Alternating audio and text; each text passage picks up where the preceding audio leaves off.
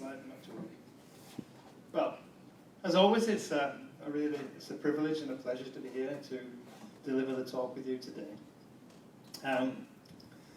As the great English bard of all spirit, William Shakespeare, wrote in Julius Caesar, "It's not in the stars to hold our destiny, but in ourselves." And then 400 years later, Barack Obama echoed a similar sentiment at a college commencement address by saying, "Nobody gets to write your destiny but you. Your future is in your hands." And I really like this quote from the Trappist monk, American scholar Thomas Merton. "Love is our true destiny. We do not find the meaning of life by ourselves alone. We find it in another." But my favourite is the quote from Stephen Covey, American educator, author of numerous self-help books. And he says, "The quality of our thoughts determines our actions, and our actions develop our habits. Our habits create our character, and our character forges our destiny." It's a beautiful, beautiful message. And these lines are just a tiny sample of all the numerous inspirational quotes and vast array of readily available material relating to the creation of one's destiny. But more specifically, from a spiritist perspective, today I'm going to talk about the immortal spirit, and we're all architects of our own destiny. Before delving deeper, I'd like to briefly clarify the meaning of destiny. It's a word that's often misunderstood and confused with the word fate. At its simplest form of understanding, destiny is defined as something to which a person or thing is destined, and it's usually its final destination. Most often it's based on past events which are then projected into the future. The real question is what events, actions, or outside influences can shape our destiny. Is our destiny totally dependent on us and us alone? Or are there factors outside our control? And it's also important to distinguish destiny from fate. Fate is defined as a power or agency that predetermines and orders the course of events. Fate defines events as inevitable, unavoidable. So let me give you an example of the difference between fate and destiny. So all of us here today, we all share exactly the same fate. And that is, our material bodies will someday die, right? That's our fate. But as spiritists, we also share exactly the same destiny.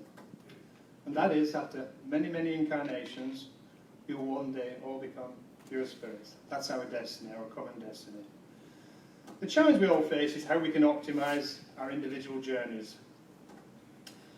A simple internet search on the phrase, "create your own destiny," will generate an abundance of responses, including dozens of self-help books, YouTube videos, CDs, TED Talks, workshops, webinars, retreats, and yes, even coffee mugs, all being marketed to help one achieve one's dream, usually in exchange for one's dollars.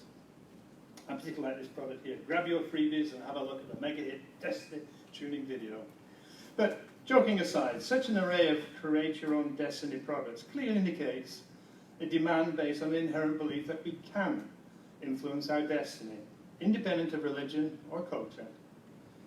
Now, while financial profit may be the motive behind such offerings, many are also supported by sound, scientific, psychological, sociological evidence that, if correctly understood and realistically applied, do have a positive impact on the journey to reaching one's goals. They help in focusing one's thought on what is truly important in life, defining specific goals and action to achieve those goals, developing persistence and perseverance at each milestone along the way, and of expressing gratitude rather than receiving, and also the importance of relationships in realizing true wellness in both the physical and mental states. That said, they also, from a spiritist perspective, have some potential shortfalls. And I'd like to highlight 3 of these, as by being aware of them, it will help us better plan and one day achieve our common destiny as a mortal spirit. So let's examine each one in turn. We live in an age of immediacy. Today's society is conditioned to instantaneous gratification. How many of you here remember the last time you wrote a letter to a family or friend? in cursive, right? In cursive. Remember cursive? Placed in an envelope, addressed. I did a stamp, posted it, and waited for the reply. Then along came the telegram, telephone, and later fax. Remember fax? Not really, yeah? Now we live in the internet era with email, texting, WhatsApp, voicemail, Facebook, FaceTime, whatever. Who has the time to wait, right? Feeling hungry? Gone are the days when we pulled out grandma's recipe, went to the butchers and the greengrocers to buy all the ingredients, spent quality time in the kitchen, conversing with family and friends, preparing a delicious home-cooked meal. Easiest to go out. How many of you have witnessed mum and dad sat at the restaurant table, each on their cell phones, with the kids playing movies and games on their iPads? Better stay at home, order a meal, have Uber Eats deliver it. Want to listen to Enya? Ask Alexa. Feeling bored? Let's watch a film or a favourite TV series and stream on demand. Can't wait for the next episode? No problem. Let's binge on the whole series. So the culture of immediate gratification permeates not only our everyday life, but also our desires and aspirations for the future. Expectations, if not met in a short time frame, are abandoned to a lost cause, and we seek another desire, a goal. It reminds me that there's a classic experiment by Walter Mischel, a psychology professor in Stanford University, who, 1970, 50 years ago, tested a child's ability to delay gratification. A very simple experiment. The researcher would take a child, and the age we were looking at between 4 and 6 years old, took them into a room with just a table and chair, and minimum distractions. So the child would be given a marshmallow, and the researcher explained that if the child was free to eat that marshmallow, but if he waited 15 minutes, the researcher would come back and would give him a second one. And I really recommend you go online. You can search, you just put the marshmallow experiment, and there's a lot of videos there with these kids. And it's really is amazing to watch these children creating these amazing creative ways to distract themselves, sitting under the table, doing all sorts of crazy things, all in order to avoid gobbling up that delicious marshmallows. But the interesting thing about this experiment is after the kids were then divided into two groups, basically those who were unable to delay that gratification and those that were able to wait for that second marshmallow. And they followed these children not just through junior school and high school, but to college and adult life, and now have a life profile spanning 50 years. What the research concluded was there was a strong correlation between those children who were able to delay gratification with high school grades, SAT scores, continuing education. And actually these individuals went on to have successful careers, earning higher earnings with more stable relationships and families. On the other hand, those children that ate that first marshmallow tended to drop out of high school, had lower career earnings, and even a high propensity for addiction and divorce. Now, does that mean that all children who immediately ate that first marshmallow would be destined to become lone alcoholics? And those that were able to delay gratification would all become CEOs? No, of course not. But this test, and actually there were subsequent tests and with improvements to the original experiments in different formats, help identify impulsive tendencies at an early age, and through education, intervention, can provide a child with the necessary skills to overcome these negative character traits. And it reminds me of the opening to the anxiety, created by this impulsive behavior.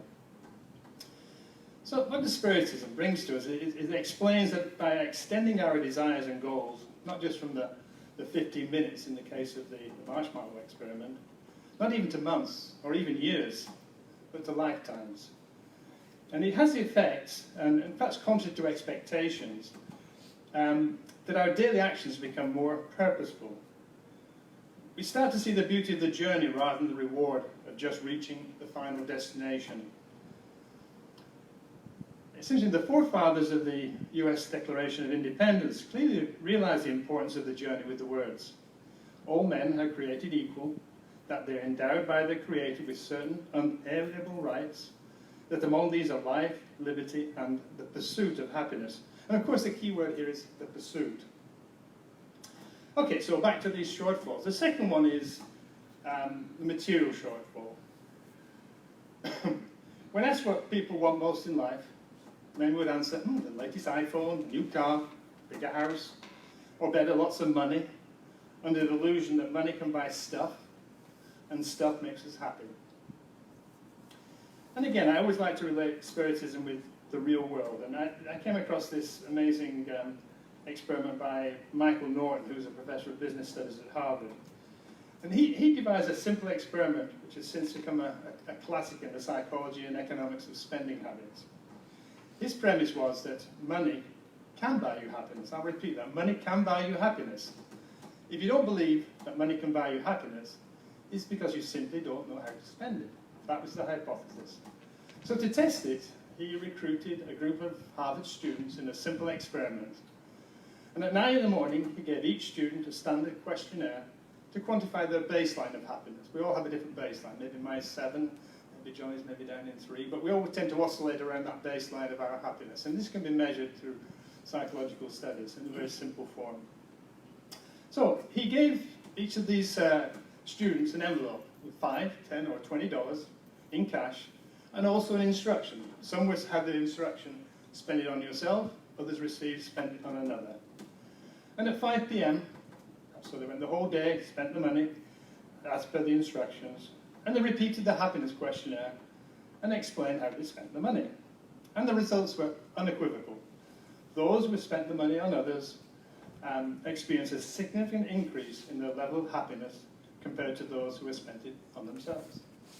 And notice it was the change in the happiness quotient that was important, rather than the absolute level of happiness. And this happiness high was also independent of the amount of money. So it doesn't matter if you had $5 or $20. What was more important is how you spent it, whether you spent it on somebody else or yourself.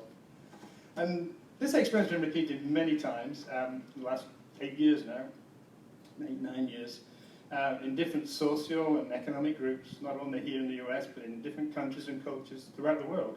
Results are always the same. The act of giving is statistically proven to be more satisfying than that of receiving. So that's a little insight into the material versus the intangible. And last, I'll just talk a little bit on the individual collective. Again, all these self-help books on destiny and how you can create your own destiny generally focus on the self, what I want to have, what I want to be. But we're in a society of almost 8 billion fellow Homo sapiens, and the challenges and solutions we face in this incarnate existence are increasingly dependent on others. Yeah, we all have our own individual strengths and weaknesses, both intellectual and moral, but our destiny to evolve is more dependent on our interactions with others. And Kardec, in chapter 7 of part 3 of the Spirits book, by coincidence today in our Spirits book class this morning at 9:30, we were discussing the law of society. And in that, Kardec, or at least the Spirits answers, it is through societal union that individuals complete one another in order to ensure their own welfare and progress. It is because they all need one another that we're being created to live in society and not in isolation. So, in consideration these 3 elements, the infinite timeline of the immortal spirit, the focus on the individual, on the spiritual rather than the material, and the recognition of the interdependency on others, how can we best apply this understanding to our studies of the Spiritist doctrine as we work to be architects of our own destiny? Before we can design our destiny, it's necessary to know why we're here and where we're going, or better, what is the purpose of life? And I'd like to share with you an excerpt from the book by the French Spiritist author Leon Denis. For those of you who are not familiar with or have not read any of the works of Leon Denis, he's often referred to as the consolidator of Spiritism, in that he was instrumental in the expansion of the Spiritist movement after the discarnation of Allan Kardec. But unlike Kardec, he came from a very simple family and received minimum formal education. Kardec, of course, came from a very wealthy, respected family, was educated in the best school in Europe. But he came from a very simple background. And also, he was a medium. And from a very early age, he sensed the presence of what he calls invisible friends who assisted him. He actually started working at the age of 16 to support his family. But he had an insatiable appetite for reading and learning. And he was 18 when he came across, by chance, was it by chance? I don't think so. But he came across a copy of the Spirits book. and he immediately knew that he had found his destiny. He later summarized his mission as follows: I have consecrated this existence, meaning its incarnate life, to the service of a great cause, Spiritism, or as he often calls it in his books, modern spiritualism. That will certainly be the universal faith and the religion of the future. So in chapter 12, the purpose of life, it begins as follows. This information, and here London is talking about the Spiritist doctrine, comes to cast a light inside and around us. Our path becomes clearer as we get to know what we are and where we're heading to. Owing to it, material satisfactions matter no longer, and one starts working ardently for one's improvement. The supreme goal is perfection. The path leading to it is progress, and it's a long way that must be covered step by step. Our objective is distant, seems to get further away as we proceed. Yet, at every stage they overcome, the beings harvest the fruit of their labours, enrich their experience, and develop their faculties. Our destinies are all identical. There is no such thing as a privileged or cursed people. Everyone has to go through the same path and must achieve the same ends, overcoming thousands of obstacles. Indeed, we are free to either speed up or slow down our progress, to delight in crude pleasures, or delay ourselves in vice and idleness during several entire lives. But sooner or later, the sense of duty awakens. Suffering comes to shake our apathy, and we are forced to resume our journey. He is an amazing writer. If you haven't read any of Leon Denis, I'd really recommend. Beautiful, eloquent, and literal writing, but with a message. And I particularly like the point that he makes here that our destinies are all identical. No such thing as privilege or curse, and we all go through the same path. And I'm going to come back to that as we go into the Spirit's book afterwards. But just to continue a little bit more with this chapter from Leon Denis, I've just got a few bullets here to summarize some of the things they said. This whole chapter really encapsulates the whole of Spiritism. There's something there about every law of Spiritism is there, and it's truly amazing. The only distinction among souls is the degree of advancement, which they'll be able to make better in the future. There's no room in the world for ideas of heaven or hell. We have no other judge or executioner besides our own conscience. Present life is the direct and unavoidable consequence of past lives. Likewise, our future life will result from our present action, law of cause and effect. We are always shaping our moral being with our own hands, building our own future. Sovereign justice rules over the worlds by the law of reincarnation. Souls are not attached to the obscure earth forever. Having acquired the necessary qualities, they part towards a more enlightened world. This planet is not the only one. Such is the mystery of the psyche, the human soul. The souls carry the law of destinies indelibly imprinted in themselves. So for me, I say Leon Denis is the most eloquent of the Spiritist writers, and strongly recommend you read this chapter, Purpose of Life. It captures so much of the fundamentals of the doctrine. It's such beautiful prose. In fact, I've taken the liberty of actually, you want to hand those around? I've printed out this chapter. We often come to the centre on a Sunday, and we listen to the talk, and then 3 days later say, what was that message that David was saying last week? And sometimes, I've got a good memory, but it's very short. I think it's good to keep reading, and so I ask you if you find time to read this message during the week, once, twice, every day possible. So I'd like to move on now to the second part of the Spirit's book, with the progression of spirits. So in question 114, Kardec asks, and this is very similar to the comment that Leon Denis makes about cursed and privileged spirits. Are spirits good or evil by nature, or may they seek to improve themselves? To which their spirits answer, they may improve themselves, and as they do so, they pass from a lower order to a higher one. This is all about the hierarchy of spirits and our advancement. But the next question, I think we're all familiar with this question 115. Have some spirits been created good, others evil? Of course, he answers, the Spirit answers, God has created all spirits simple and ignorant, i.e. without knowledge. God has given each of them a mission. It is aimed at enlightening them and progressively leading them towards perfection through knowledge of the truth in order to draw them nearer to God. Of course, the key point here is that we're all equal. We all start our journey from the same spark of intelligent principle. We're all made from the same raw material. We shape our future as a sculptor works on a block of granite, or in our case today, an architect designs a cathedral. In answer to the subsequent questions, the spirits affirm that even lower order spirits will one day become perfect. The only spirits themselves can hasten or retard their advancement, and that no spirit can regress. But in question 119, Kardec asks, could God exempt spirits from the trials that are required of them to reach the first order? And it's a very good question. I think it's a really valid question. After all, God is all-loving, supremely just and good. Why would the Creator knowingly and deliberately subject all his children to so much suffering on the road to perfection? But the spirits answer clearly and I think very convincingly. If they've been created already perfect, they would not deserve the benefits of that perfection. Where would be the merit without the struggle? Besides, inequality among them is necessary for the personalities to develop, while the missions entrusted to them in the various degrees of hierarchy reside in the design of providence for ensuring the harm of the universe. And here the Spirit's making two important points, I think. The first is that anything that is achieved through our own sweat, our own struggles, our own determination, is far more valuable than anything that is just handed to us on a plate. And the second point is that by living in a society of spirits with varying levels of moral and intellectual development, we learn to work together and to help one another and consequently advance humankind as a whole.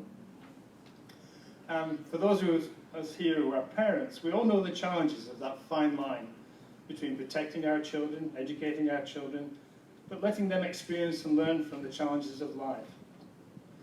Parental love can be so easily lead to the pitfall of enabling.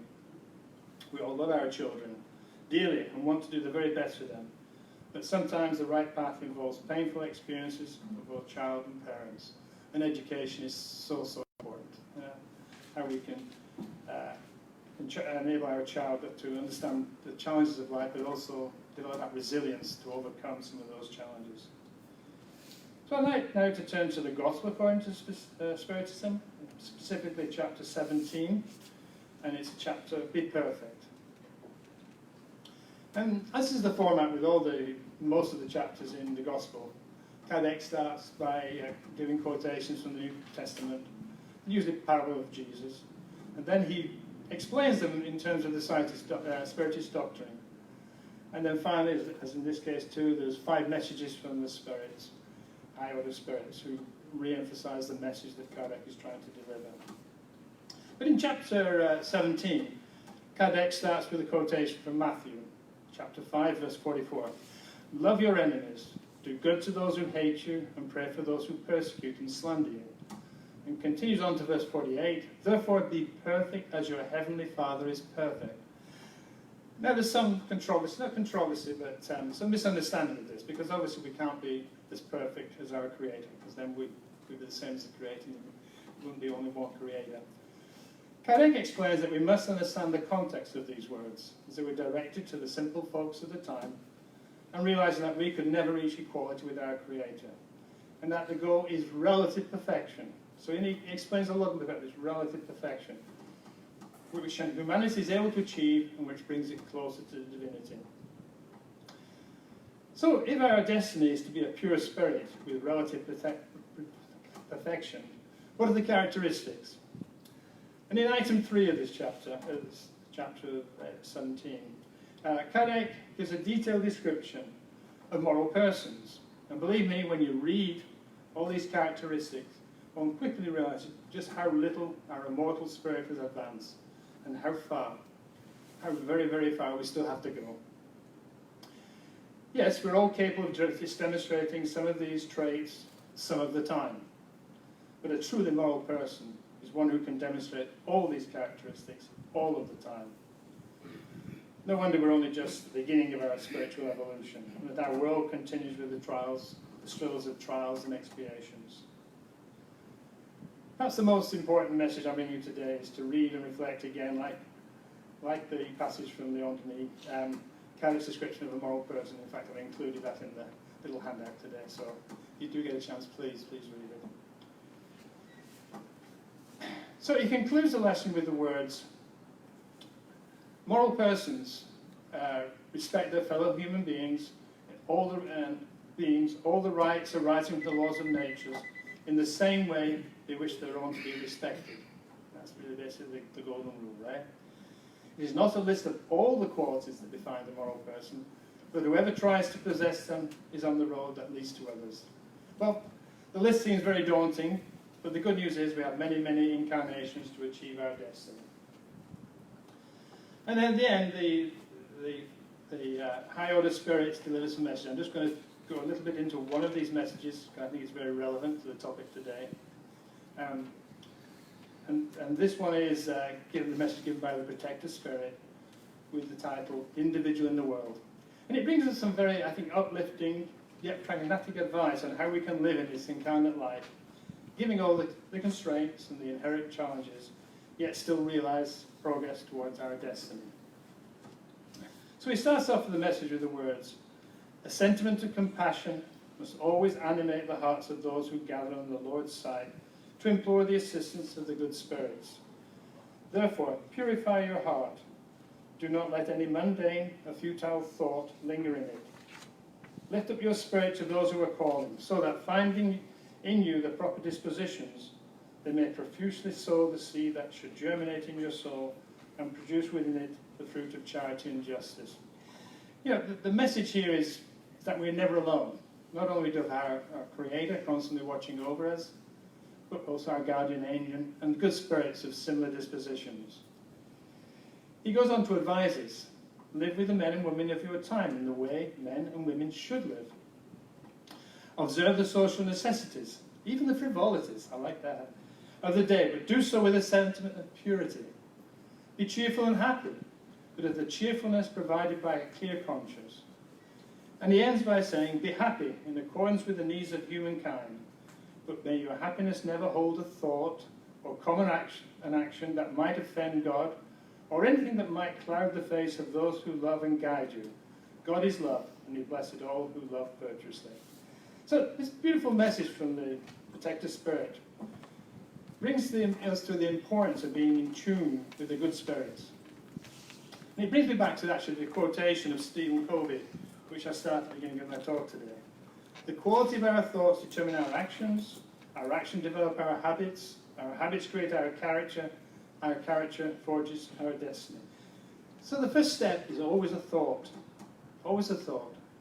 The Protector Spirit explains how a good thought will be captured by like-minded spirits, consequently amplifying our intentions, facilitating outcomes. This association between spirits is well documented throughout the Spiritist literature, but it's perhaps most clearly and eloquently explained by the Spirit Emmanuel, chapter 8 of the book Thought and Life, available in English here. The title is association. Perhaps a better word in the vernacular today makes more. The word we use more is connection. We're so used to being connected to the internet, right? But the same way, the message here is we associate our thoughts with the good spirits. So, rather than summarizing, I'm going to actually share with you some of the words using Emmanuel's own words. If a person could see the currents of thought around him, he would recognize that we all live under the principle of affinity. The soul enters into resonance with the mental currents of souls that are in tune with it. We assimilate the thought of those who think as we do. When we feel, visualize, speak or act, we're in tune with the emotions or ideas of all persons, incarnate or discarnate, who are on our wavelength. We are constantly attracting or repelling the mental energies that attach themselves to us. They will either strengthen us for good or evil, according to the direction we choose. In anything we do or plan, or any opinion we give, we always are the sum of many people.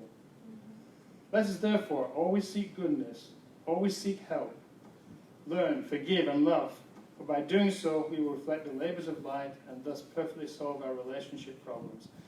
So again, I think Spiritism has this extra dimension to when we talk about creating our destiny, that by our thoughts, we attract likewise spirits who have the same wavelength. If our thoughts are positive, if we're looking for a destination that will take to a good place, they'll be with us, supporting us, and it amplifies, and the chances of realizing those goals will be enhanced. So this eloquent message from the Spirit Emmanuel reminds us of the way in which our thoughts radiate out, captured by like-minded spirits, both incarnate and discarnate. This is the mechanism by which the good spirits will support and assist us as we make our journey to create our own destiny.